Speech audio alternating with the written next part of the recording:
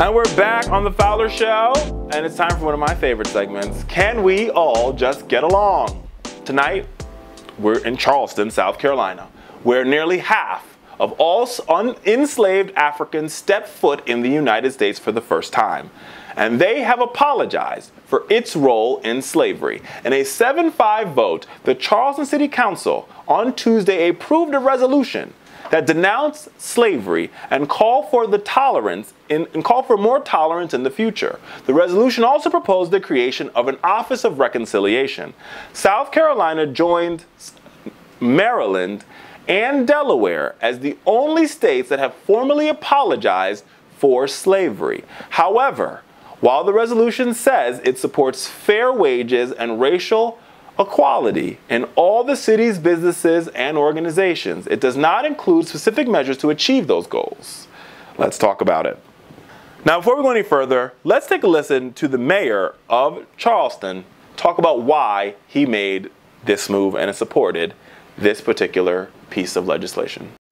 Administered day by day, month by month, year by year in our annual budgets by the city of Charleston.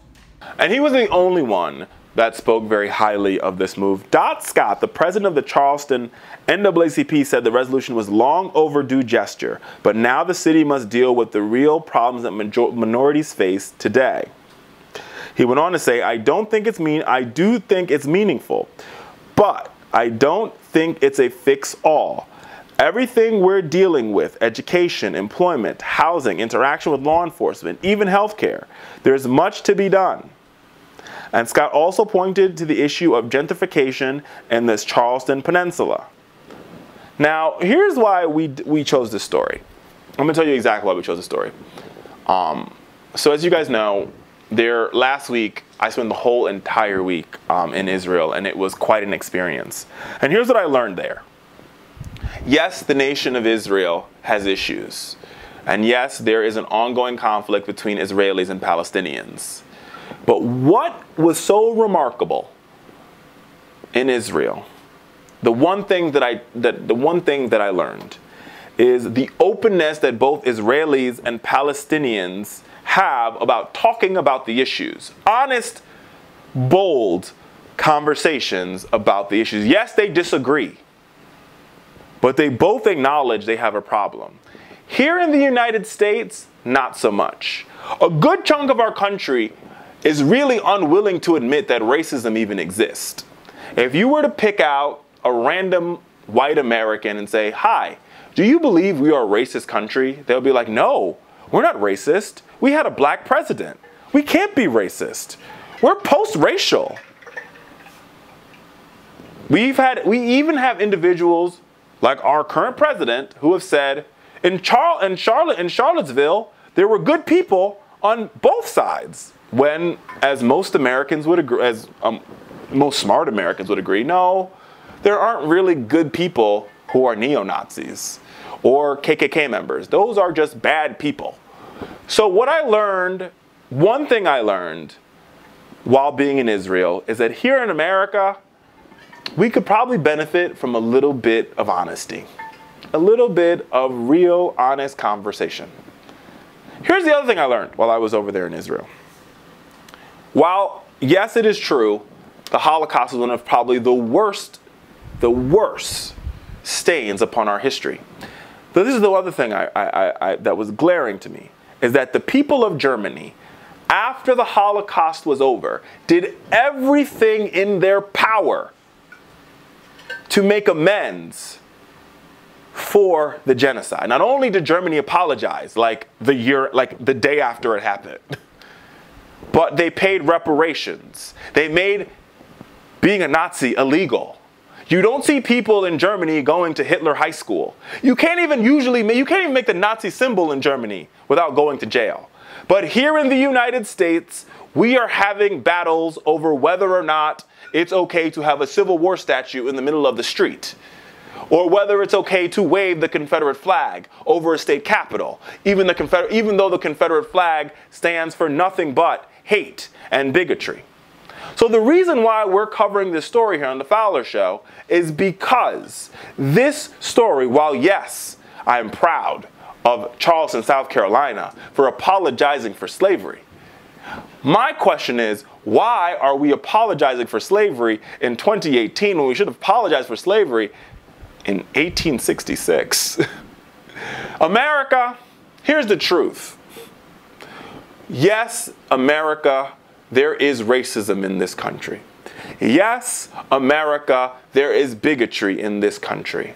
Yes, America, there is hatred in this country. And you don't have to take my word for it. Just take a visit to McAllen, Texas, and look at the Tender Children Shelter, where brown babies are being separated from their mothers when their mothers cross this border to seek refuge here in the United States of America.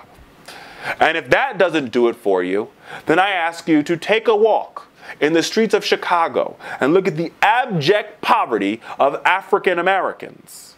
And then go walk on the north side of Chicago and look at the abject wealth of white Americans.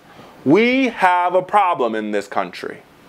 And we can solve that problem pretty easily if we were willing to approach it with love. And sometimes love's got to be tough. And sometimes tough love means a little bit of honesty. And sometimes a little bit of honesty means having an honest conversation. And part of that honest conversation is realizing that America's first sin was bigotry and hatred. And that bigotry and hatred comes with one word, and that word is racism. And we have got to acknowledge that it exists. Does it cloud our politics every day? Maybe not. Is every American a racist? Of course not. Just look at the Fowler Show team. Our team is a woven fabric of a lot of different people. We are white, we're black, we're Hispanic. And we come together every day here at this show to inform, to empower, and to help people get their voice back. We don't bring race, nobody on my team is racist. But I have two white people that work on my team, but they acknowledge that racism exists. Right? But they also work for a black man.